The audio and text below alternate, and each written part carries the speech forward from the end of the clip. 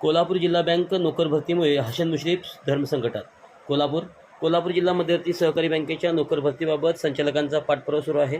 पण राज्यातील जिल्हा मध्यवर्ती बँकेच्या नोकर भरतीबाबत शासन अधिक दक्ष झाले असून त्यांच्या निकषानुसारच भरतीची प्रक्रिया राबवावी लागणार आहे.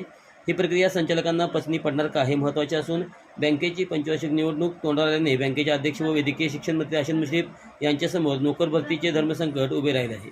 जिल्ह्याची अर्थवाहिनी असलेल्या केडीसीसी बँकेत गेल्या 18 वर्षापासून नोकर भरती झालेली नाही. दरम्यानच्या काळात बँकेची उलाढाल 5 पटीने वाढली आहे.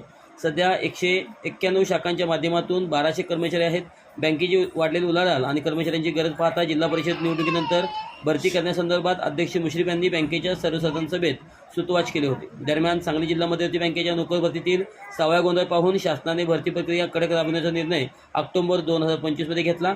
हे करत असताना भरती प्रक्रिया राबवणाऱ्या यापूर्वीच्या पॅनलवरील कंपन्या रद्द करून नवीन 3 कंपन्यांच्या माध्यमातून भरती प्रक्रिया राबवण्याचे आदेश जिल्हा बँकेनं दिले आहेत.